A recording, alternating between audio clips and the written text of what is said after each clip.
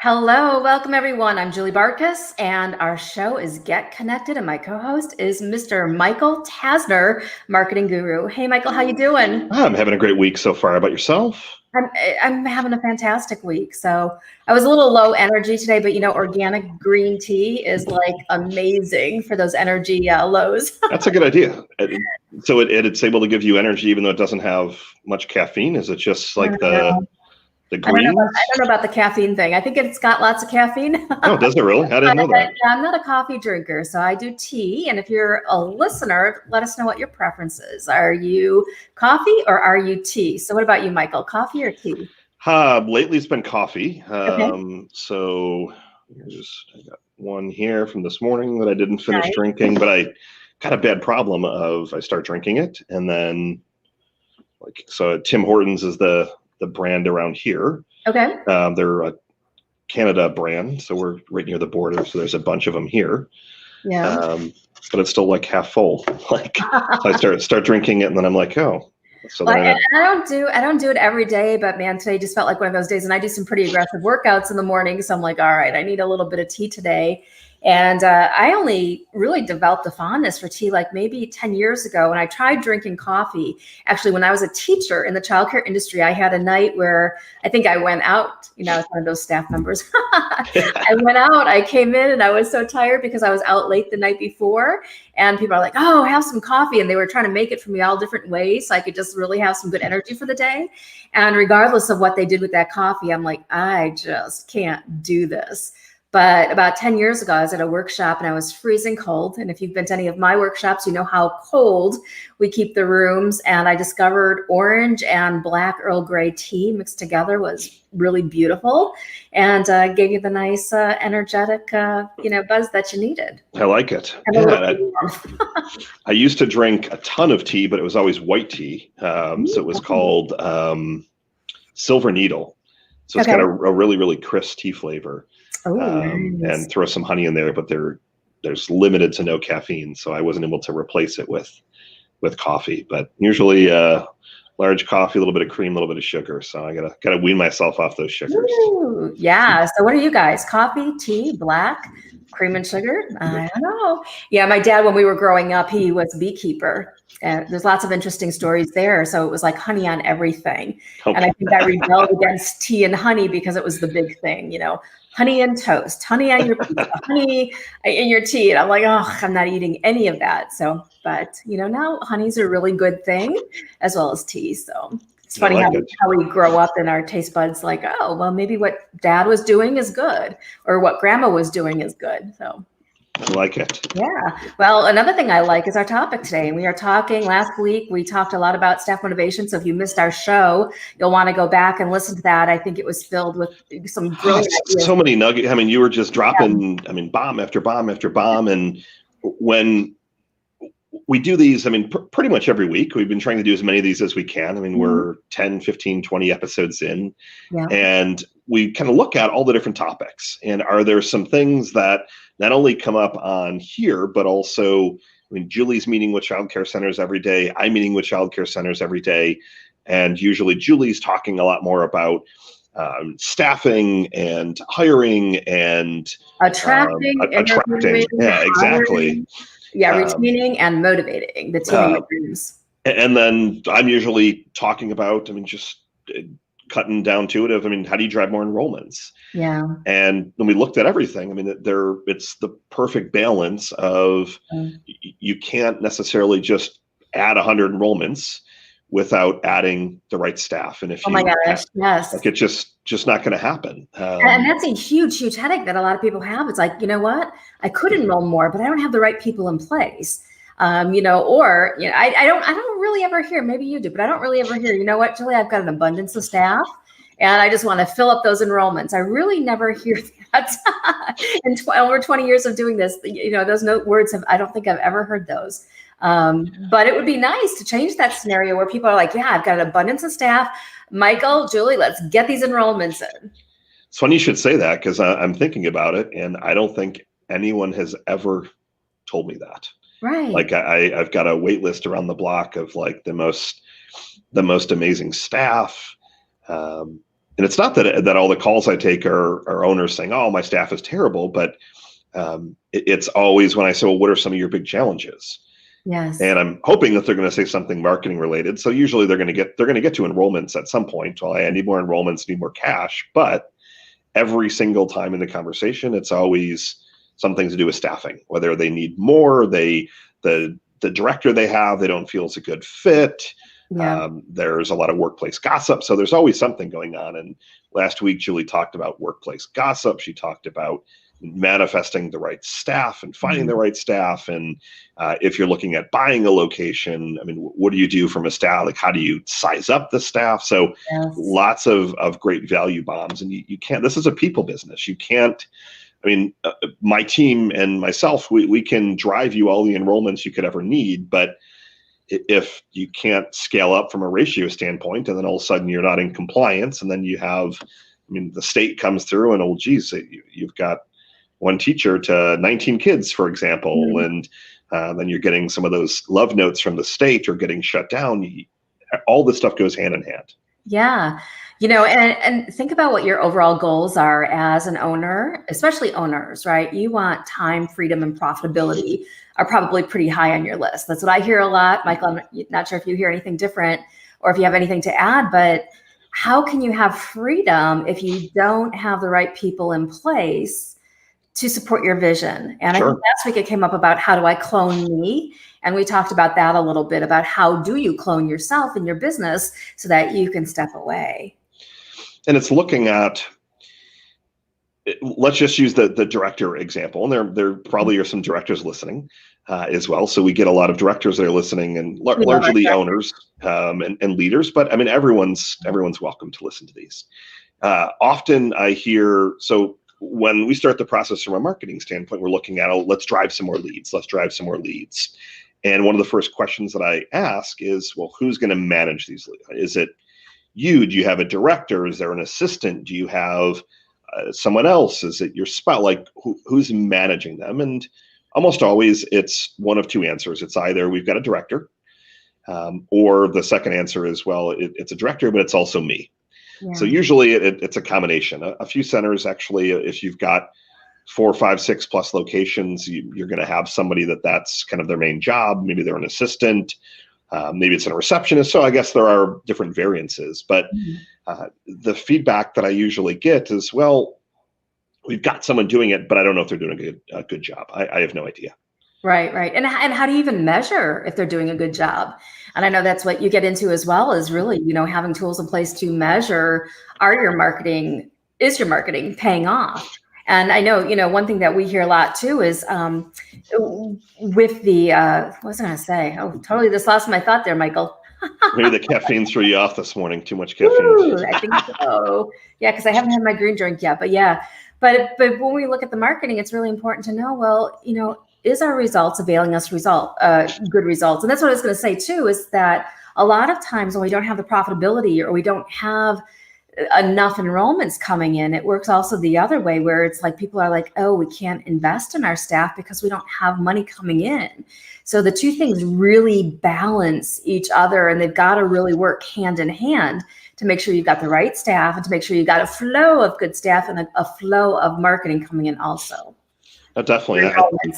And I think that's a good segue to kind of talk through some stuff. So my thought was to kind of look at, like, if I were starting from scratch. So if someone listening, for example, what do I look at? How do we approach this? I mean, what do we do that kind of makes it work? What should you be doing? And I mean, whether you end up hiring us or not, I mean, obviously we'd love to work with you, but at the very least, I'm just going to, similar to what Julie did last week on kind of hiring and team and cloning yourself, just give you a variety of value bombs. And I want you to stick to the end, because Julie and I are going to have an incredible offer that's worth huge dollars as our way to kind of pay it forward and further help. So very excited about that. I'm staying till the end. Likewise. Yeah. Likewise. And I should have had some coffee too. I was up. So we got a new puppy yesterday. Oh. So it was her first night home. Her name's Bella. Bella. So her first night home, and It's been like 15 years since I've had a puppy, so I guess I forgot how fun crate training is, Great and training, hearing yeah. the dog, crying for a couple of hours, so let her out at 11 p.m., midnight, and then 1 p.m. because she basically cried from like 11 to 1. Oh my goodness. And then she slept till 5. So I guess I got a few.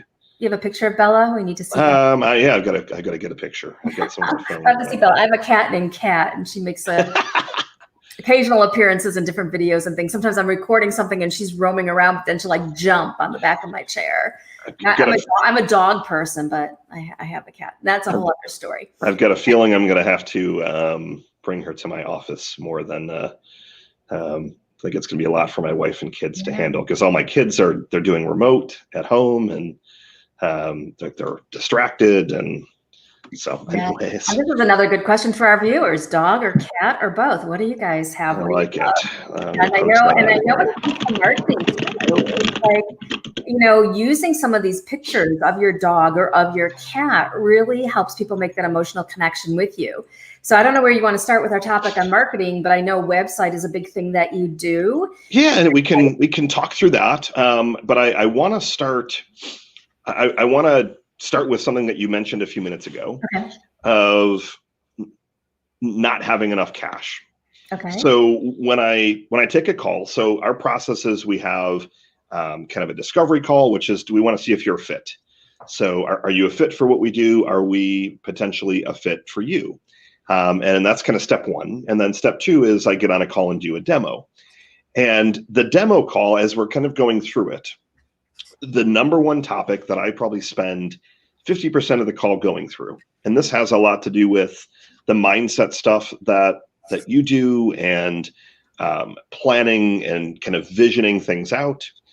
Every single call, I think if I were to make up a statistic on the fly, if I've done 100 calls, I've probably had 5 calls that have been outliers of what I'm going to share next. So every single call, it'll go something along the lines of, when we start talking money, oh, geez, that's expensive. And I try and spend as much time. So I've continued to kind of change the calls to be able to really start to show the difference between an expense and an investment. Mm-hmm. And I've started to really just figure out, why is that such a stumbling block? And I've kind of realized a few things. So the first thing that I've realized is that almost every single center that we have worked with, and that we work with actively currently, they've never invested a penny in marketing before hiring us. So when I say, well, what's your number one source of leads? How are you growing? What do you think? What do you think they said when I asked, how are you getting all of your families currently? What do you think their answer was? Maybe word of mouth. Word of mouth every single time. Parents, word of mouth, and then usually there's something that they'll say like, "Hey, well, I've never had to advertise or do any marketing." Yeah. Like a lot of centers, used to be full that are no longer full. But a lot of centers that we've been having these conversations with, it doesn't matter if you've got 1 location or 50 locations.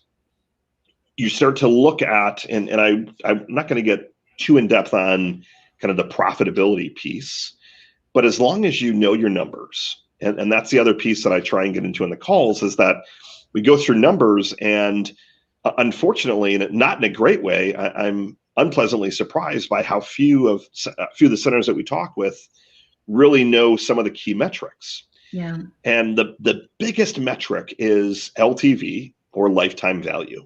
Yeah. So you really want to start to look at how long, get adjusted here, how long are these families starting to stay?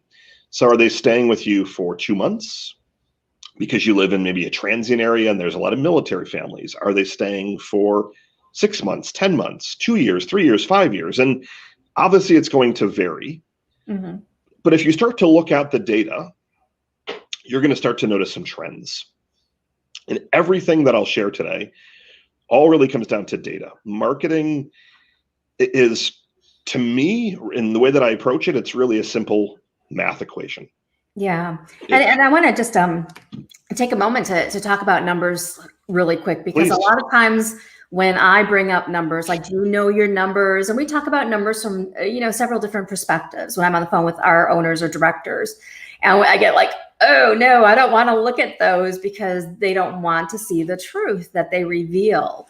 So I'm wondering, are there any strategies or maybe just a quick tip or something that you give to people when it comes to, be brave, step up, look at those numbers to really get them into the act of looking at those numbers? It's funny that you ask, because as you're asking the question, I already answered it in my head, and the answer has been no. And I think that I've just had to not only convey, but also with the way that our guarantees work, which I'll talk about later. But I really haven't, which is interesting as I'm thinking about it. I'm like, well, I think that's probably one of the reason why, in my opinion, every center should be working with myself, and every center should be working with you, because both of what we offer is going to grow your business, free up your time, and make you happier. And that's one reason I have like a virtual accountant, even, because she's looking at my numbers, and then I get presented with the finals, and then I can make decisions based off of those. So I'm not doing the agony of tracking all these different things. She is, and then we talk about it. And that's probably similar to what you do. Oh, it definitely is. And what I've been realizing, though, is when we talk numbers, I don't necessarily get into, how much profit are you making, but the question for me that's been most telling has been how much are you taking a reasonable salary? And almost all the calls that I've been taking the last 30, 45 days, the answer has been no. Yeah. I stopped paying myself. And there's a handful of them that are outliers. And what I've started to realize is that there definitely is a big difference between not only the whole, not cliche, but working in the business versus on the business. So there's this group of center owners that they're still able to really enjoy what they're doing. They're able to be able to transform the lives. And I've been hearing that response more than I ever have before, which is my favorite response, because I always say, well, what got you into childcare? Like, why do you want to do this? And then I start to ask about goals and things like that. And usually for us, goals are related to how many locations, how fast do you want to grow, because then we can kind of cater the approach. But I'm definitely hearing a lot more, get into this because I really want to help mold young lives, which is my favorite answer. Yes. And then create freedom for our family. And there's obviously other reasons. But there's this group of outliers that they know their numbers to the T, but until you can start to convince yourself and really just start to see the fruits of the labor, you have to really start thinking of anything that you're investing to grow your team, to get better staff, as an investment. And the same thing from a marketing standpoint is looking at, anything that you're doing has to be looked at as an investment. And that's kind of where, to me, the rubber meets the road. Yeah. Because a lot of times you're walking into the call, and we'll just use some simple math. Let's say you're doing $50,000 of revenue per month. Yeah. So $600,000 a year. And at that point, maybe you're paying yourself a very small salary, but you're paying your lease, you're paying all your obligations, you're paying your staff. And let's say that you're at 40% capacity. You can either find a way to make it work, and you kind of hope, which to me, hope is not a good marketing strategy or a good business strategy, that parents, the referrals are going to start to uptick, something is going to change, or you can take the bull by the horns and make it happen. And those are the centers that we've been working with lately that are like, we're not making money right now, but if we don't do something, and if we don't start advertising more, we can't keep doing the same thing that we've been doing for 15 years or 5 years or 6 months. And it's not just due to COVID, it's just due to the marketing game in general and the game of business. Correct me if I'm wrong, there's a lot more franchises that are popping up, and we're seeing a lot more, I guess, mom and pop franchises. So rather than like a Goddard, for example, or a Primrose, one of those, just as an example, we're seeing a lot more smaller franchises that maybe there's 10, 15, 20, 30 locations that they're starting to get to be a little bit more competitive. Right. And there's obviously lots of ways to stand out, but if you're putting your center here and then you've got another center here, and they're treating this more like a little bit of a business and managing those numbers, that's when you're going to really start to be able to win in a good way. Well, and when you know the numbers, it also propels you into a whole different mindset about your business. And that's really important, is to be in that mindset of a successful owner. And if you have all these negative thoughts going on, like, oh, I don't know what my numbers are, and I don't know this, and I don't have this in place, it really is depleting the potential of what you could become as an owner in this industry, or as a director, or as a leader. So I think anything that depletes your mindset is something that you need to rise up, overcome, get uncomfortable, and bite the bullet.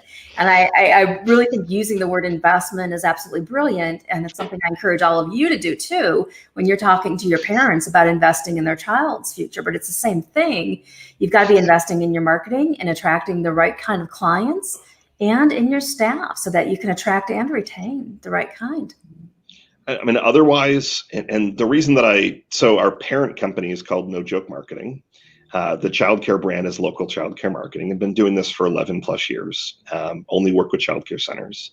But the reason that I named the No Joke Marketing brand, and that brand is kind of an educational brand. So it's where I write the books under and publish books and courses and things like that on marketing, is that I really believe that marketing is the most important function. Now, in this industry, I would put staffing and team, right up there, almost at probably a first place tie.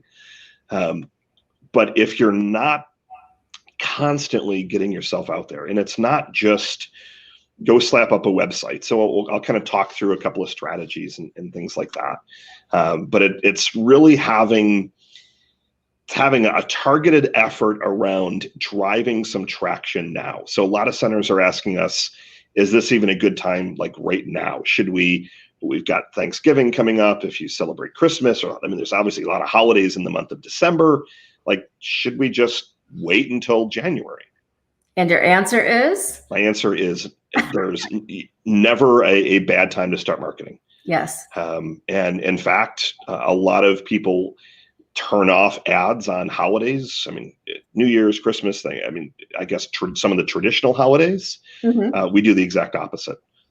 So I want your brand to be top of mind 365.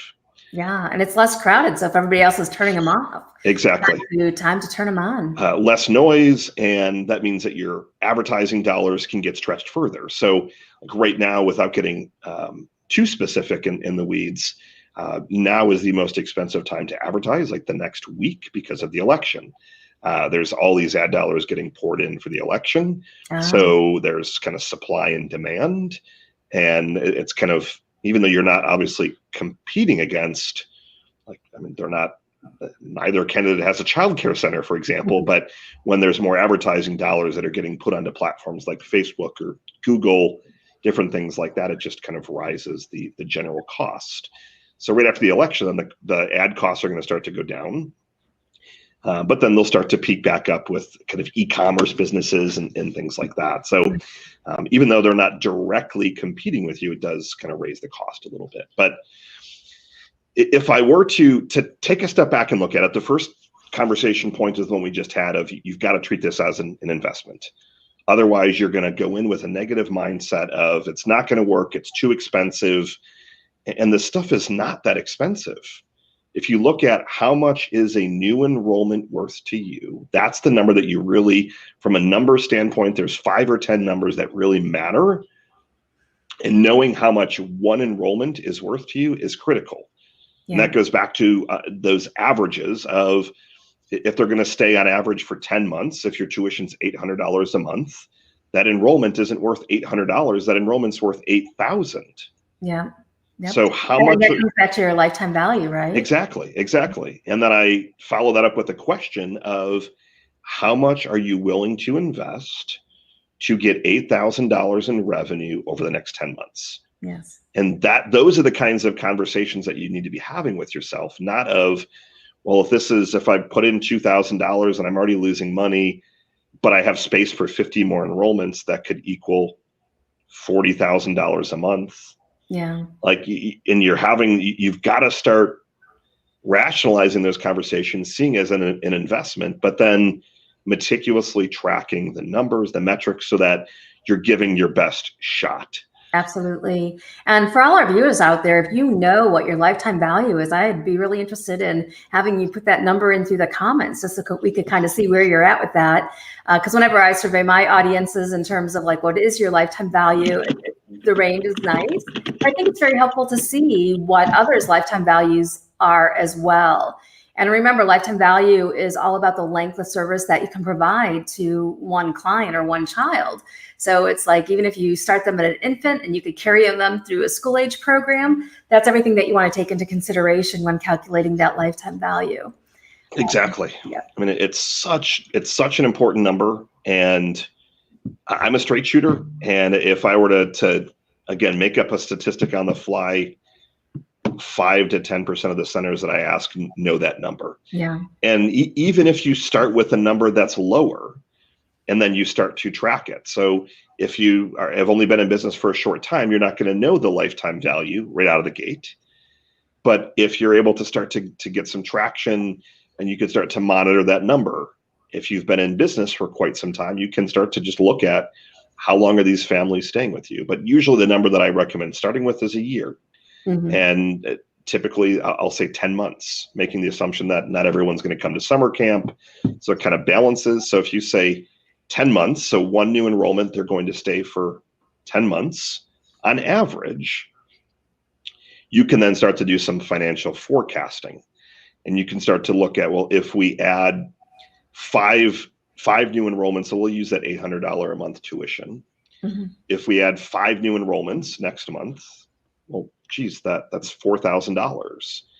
And that's not only just 4,000 once, but it's going to be 4,000 at least 9 more times.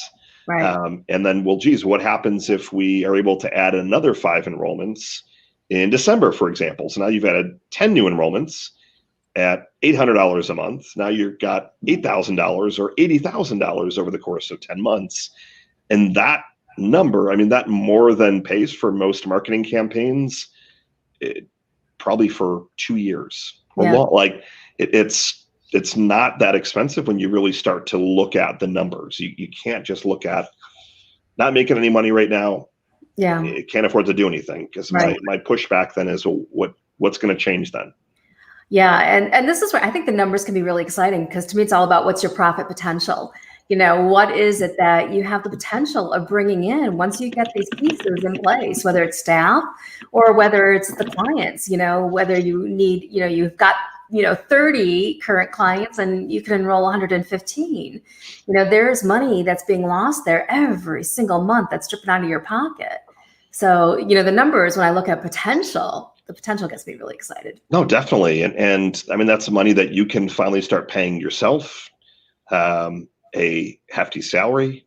Mm-hmm. You can start putting money. I practice a methodology called profit first. Profit first, so you can start putting money aside for your profit fund. And there's not obviously 100% correlation between, more profits and more happiness. I don't want to pretend that there is, but I will tell you that the centers that I know are profitable and the owner is taking a salary and their team is in place and they know they can step away, they're definitely happier, more balanced, more relaxed. They're easier to deal with than a center on the flip side that lost 80% of their enrollments and needs to get 30 enrollments in the next month, or they're sunk. So baby steps. And the first one is that mindset piece. And from there, it can spiral in a couple different directions. But the one that we tend to focus on is 2 things. I shouldn't say one, so it's 2. So the first one is paid traffic.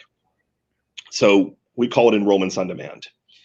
And to me, it's like a faucet. You can turn it up, you can turn it down. So if you want to drive more traffic now, we pump up the ad spend on platforms like Facebook, Pinterest, YouTube, Instagram, Snapchat, TikTok. The platforms that make the most sense. And if we need to scale back a little bit, we can scale it back. If your infant room fills up, you pivot over to driving traffic from the other age. So the fastest way is through paid traffic. And it's not just like, oh, I'm just going to throw up a Facebook ad. Or I'm going to boost a Facebook post, which is a lot of centers. So I'm already doing Facebook advertising. So how much are you investing? Well, we boost 2 or 3 posts a month at like $10. That's not what we're talking here. We're talking, I mean, going all in and starting to invest a few $1,000s a month and really getting serious about your marketing. Yeah. Then the other piece with it. And that's what you call clients on demand, right? Yeah, enrollments on demand. Exactly. Enrollments on demand. Yeah, enrollments on demand again, earlier in the conversation, I mentioned it's a math equation. So once we're then able to figure out your lifetime value, but from there, we're then able to look at, okay, great. If we put $2,000 into this marketing basket, this marketing technology, et cetera, what's it going to spit out? So let's say that it spits out 20 leads and you're able to schedule 10 tours and you drive 5 enrollments. Then again, to me, that's just a math equation. And then I can come back to you and say, well, do you want to ramp it up faster? Are you good are we good? Well, let's go faster. Well, great. Well, let's throw another $1,000. So maybe the next month you put in $3,000. And does that drive then 30 leads, 15 tours, and 8 enrollments, for example? Mm-hmm. So you start to then literally just back into the numbers.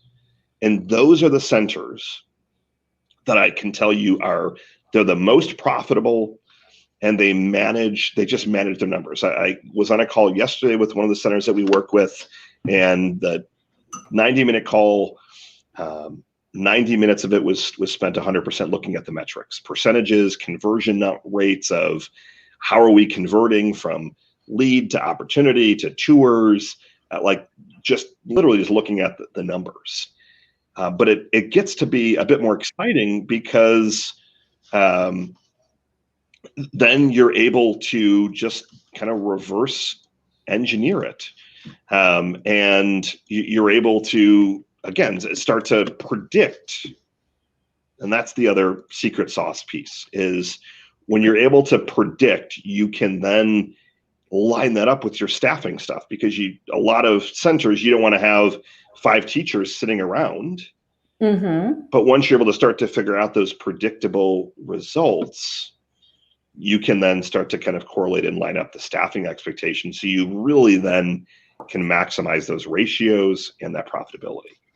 Yeah, that's really cool. I'm writing this down too. I'm taking some notes. But when you talk about predicting, that's really the piece that then gives you power, right? So then and you could project out this month, next month, knowing what those numbers might be that you're going to get in enrollments because you've turned this machine on for yourself. And this is the stuff that banks want. So a lot of centers right now are doing acquisitions, or they're looking at getting bank financing.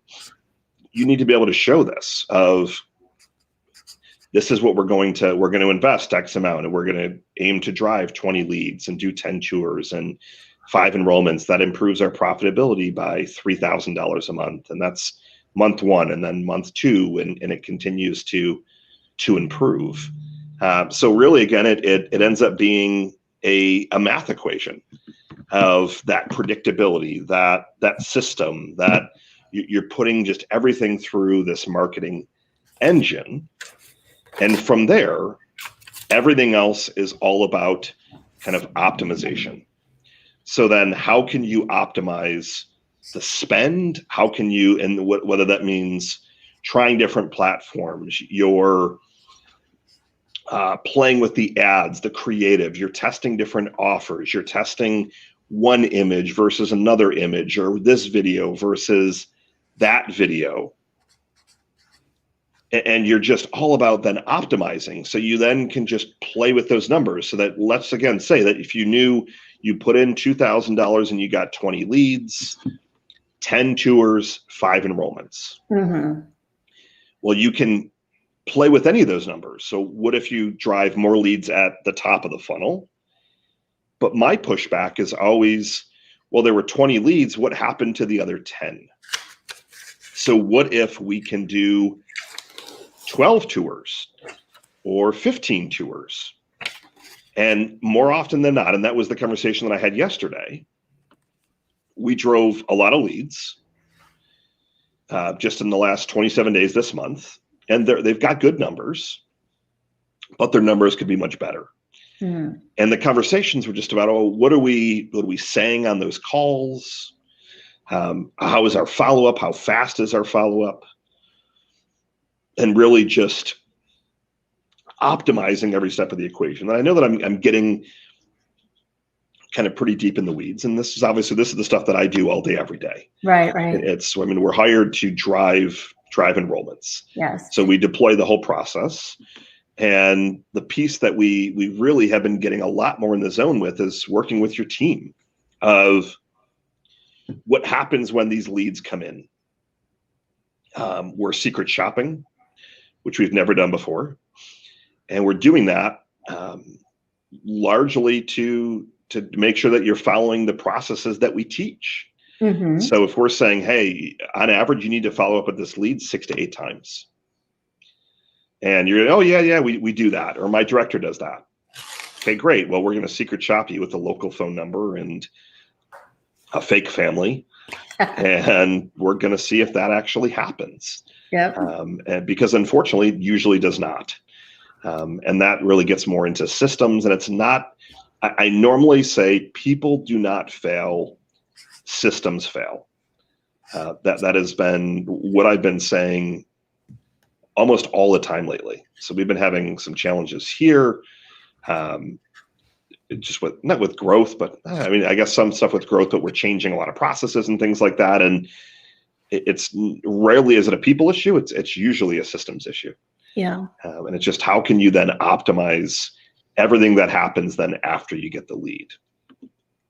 Love it. And this is really good stuff. And, Mike, like Michael said, he's going knee deep here. So if you have any questions for him, feel free to put those into the comments. And if we can't answer them live here on while we're on air, we'll be more than happy to come back and Michael will answer them when we wrap up. Yeah. And I think we've got 1 or 2 questions. I don't think it's as hot of a topic as hiring. So we had more questions last week for hiring. Well, I think it's thought provoking, when you go through the whole thing, and I've got some questions for you too. So this is kind of the similar question, but 2 people have asked, how do you determine how much money that you should spend or should I say invest? So you definitely want to say invest versus spend. Right. So that's, I guess, step 1 is that mindset piece, but it varies based on the center. But what I tend to suggest is start with a consistent number that you feel comfortable with. You don't have to come full guns blazing and just throw everything in the kitchen sink at it, because it gives you that mode of a little bit of desperation. Yeah. And that's not how I want the follow-up to happen. So typically, as you're investing more, you're going to drive more leads. But we found that typically the weakest link is not on the leads. The weakest link is on the follow-up, how fast you're following up, what you're saying, how often you're calling. That's usually where the system and the process starts to break down. Mm-hmm. And that's where you need to be using a CRM tool. You need a customer relationship management tool. You need to have a way to be tracking, the different leads. There's a couple of different tools. There's childcare CRM. There's IntelliKids, which I know a lot about. We're actually helping redesign some of their stuff. Nice. We have a tool that we built for our business that we then adapted for childcare that we actually give to you for free. We don't even sell it. So there's a lot of options, but you need some way to track that's better than paper. Right. And that, I think, is really the other kind of big piece. If I could kind of jump and scream from the mountaintops, for example, it's the fortune is definitely in the follow-up. Yeah. And even though you're going to tell me when I ask that, hey, Michael, we follow up all the time. We got tons of follow-up. I think I've seen maybe 1 case where I've been massively impressed with the follow-up engine. But other than that, it's if you look at the directors and the people that you have, they normally weren't hired to do that. Mm-hmm. They were hired to do tours and to manage your team and work with families, but they probably weren't hired to be sending text messages and emails and direct mail campaigns and calling a prospective family 10 times over a week and a half, for example. That's normally not what you mention in the job description. Right. So you kind of, unfortunately, set them up to fail, in my opinion. And the good news is everything can be fixed and improved, and it's just all about then kind of optimizing as you go. Yeah. And I love how you're breaking this down, because it gives you something to troubleshoot too. So if we have a process already in place, we could be looking at, well, how is the follow-up? Or are you having predictability out? But when people sign up with you, Michael, how long does it typically take for them to see the results? Sure. So the way that we operate, we do a 4-month contract, and then it goes month to month. And the reason we do 4 months, we used to do a year, and we said, well, fine, we'll do 4 months, is that the first month is kind of gets things set up. Mm-hmm. We do go in and make some tweaks to your websites. And you mentioned website earlier. We need to make sure that your forms are working on the website, because often there is, I guess, leakage. Yeah. So we're going to drive more leads, but if these leads are coming back to your website and the form on your website doesn't even get emailed to you, for example, or they go back to your website and the phone number, they click on it and it goes into a black hole. Like, we've got to clean up those things so that we've got the tracking. Got to clean the process. Exactly. You got to dial in the process. And we never used to do this. We used to just focus on, great, you want to grow. We're going to dive in and just start driving you leads. And that was fine until we started realizing that a lot of these leads, well, geez, Michael, you're saying we've got 40 leads. My team's saying we have 9. And I'm like, well, they get emailed to your team, in real time. And here are all the leads. So there's usually some kind of discrepancy. Yeah. But to answer your question, the first month is usually get things set up, get the processes in place. And then we typically will turn on ads within the first 30 days. And then your phone will typically start to ring, sometimes the same day that the ads are live. That's when I get excited. Whenever I do ads, it's like, all right, the ads are on, are people responding? How's it going? So I think it's a crazy, exciting time when you're able to turn those ads on and then start seeing the response that you're getting. It definitely is. And they're going to be families that you haven't heard of before. Yeah. And that's, to me, the exciting piece is that, you can ask your parents to refer some people, but it's often going to be the same types of families. This is allowing you to start to reach people that you probably haven't been reaching before. Yeah. Have you ever just gotten blown away by the results that the ads were getting, and you were so excited you had to pick up the phone and call the client and say, guess what's going on? That's a great question. Yeah, there's been a few times when we've been like, I've seen 30, 40 leads within like a week and a half. So that's always a great instance. And there's been sometimes it's been the opposite. So I don't want to overpromise and say that your phone's going to be ringing off the hook. But the great thing with marketing is that it's all trackable. So you can see if something isn't working and you pivot or you shift or you try another ad platform. So we love Facebook, but not every center that we work with, we're only going to focus on Facebook, or Facebook is third on the list. We've got some centers where Pinterest is one of our best platforms, because that's just the types of families that are most attracted to your center. Yeah. And there's some platforms, Bing, the search engine, for example, Microsoft tends to be used by a lot of engineers. Mm-hmm. And a lot of engineers are into STEM and Montessori centers. Yeah. So you might think, well, Facebook and Google, if I'm a Montessori center, we'll start with Bing and use the other one. So I've definitely been blown away by good results. And there's times that I've been like, wow, I thought we would have driven results quicker, like in the first couple of days. But the whole piece of all this is that it's a partnership. Yeah. And we do offer guaranteed enrollments. Nobody else does that. So we literally will guarantee revenue. I mean, So whatever. how exciting is that? So we just started doing that to really help ease people's minds with everything going on with COVID and cash flow. And said, fine, if you're going to invest, let's just say $2,000 a month, we'll make sure that we drive you at least $2,000 a month of income in the first couple of months of working together to completely offset it, or we work for free. Right. So it's in our best interest to make sure that we're picking the right platforms and the right ads and the right creative to really start to drive those results. Nice. Love it. What is it that people have to do to start setting themselves up for success once they are, pretty much committed to Sure. getting involved with you, getting some ads out there? Is there a little process that you take them through to just really get it going on the right foot? Grabbing a little bit of caffeine for a second. Ooh, caffeine. Do we hear from everybody? Are they coffee or tea?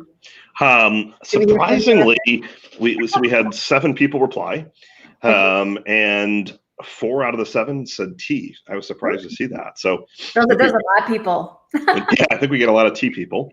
So a lot more tea people here today. So I think that, to me, the biggest thing is getting the systems in place with the team and realizing that it's going to take a little bit of work on your side to make it happen, because every single time there's process shifts. That there's never a time when I've walked into a center and I've said your lead follow-up is through the charts, your phone scripts are amazing, your tour process is perfect. So it's all about optimization, but it's just looking at, for me, what's the lowest hanging fruit that we can optimize quickly. And usually it's how you're tracking and managing those leads. And that, to me, is that's the key. We're going to start to drive leads, but if you're squandering the leads, it's not going to work. And there's definitely, trying to kind of phrase this, that there's a mindset shift that you have to make of the types of people that are going to come through digital efforts, for example, versus the type of lead that you're going to get through a referral. They're going to be hot and heavy, ready to go, because it's a warm referral. If one of their friends or family is already going to your center or has in the past, and they're like, you got to go there, that lead is going to be vastly different than somebody that Googles preschool near me, and they're going to fill out 3 or 4 forms to 3 or 4 different preschools because they're interviewing you.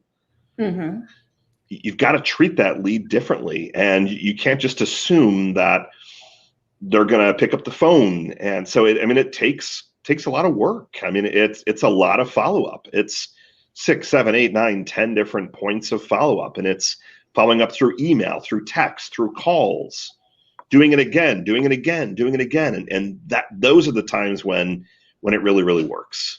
Otherwise, you kind of stay in that perpetual cycle of driving more leads and not getting the tours, or not getting the closing percentages. So that goes back to what I talked about with you earlier at the beginning of the conversation, is you've got to know your math and your numbers to see if things are improving.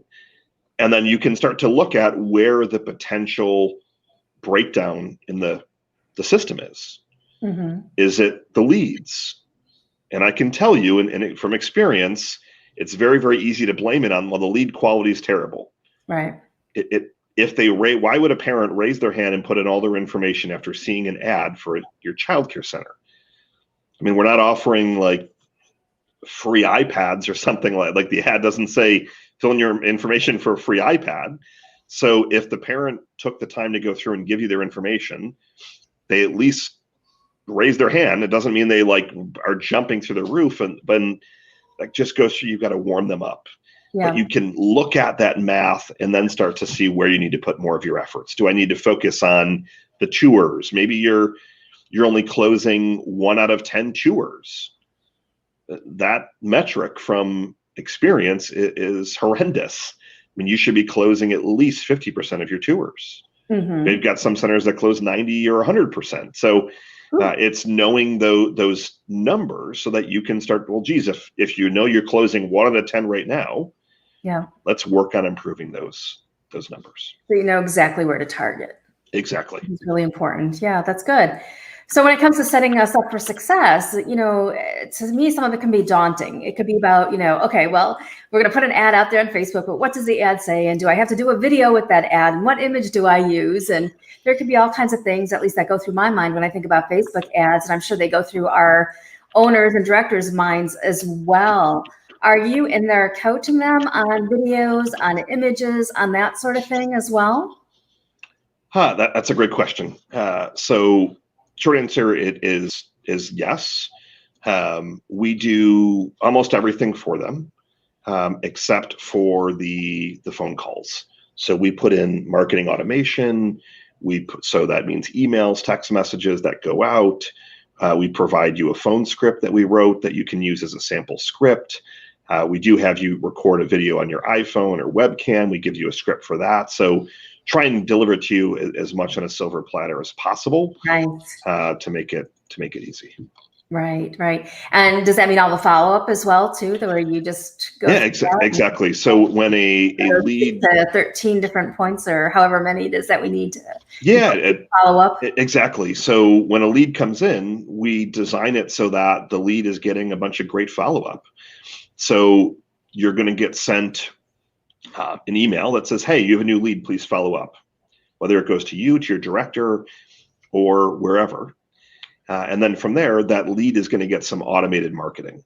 So they're going to get some automation. They're going to get a text message that we triggered. They're going to get an email. They're going to get a ringless voicemail, which is my favorite technology, where it literally rings your cell phone and goes to voicemail. Lovely. Hey, this is Michael with ABC Montessori. So sorry that I missed you. I'm going to send you a text message. I saw you just fill out a little form on Facebook. Would love to connect and see if you're a fit. Nice. The most important phrase in that entire spiel is to see if we're a fit. And that'll be my last big tidbit for today. We'll start kind of wrapping in a minute here with the quote, and it's already the top of the hour already. Fast when you're talking about what you love, right? But that I would say that piece there will be my last kind of big nugget that I throw at you is, if you can reframe the conversation to be in that power frame, it starts to very quickly change the conversation. So I'm sure that you know of centers that are considered so exclusive, and they, regardless of anything, they always have a wait list that's 3 years. Those are few and far in between, but they exist.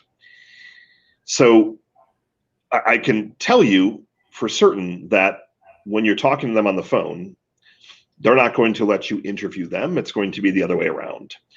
And I have found that phrase works extremely well in talking to parents. And you don't say it in like a snobby way, like, well, I'm just leaving you a message and then you can call us back so we can maybe see if you're a fit.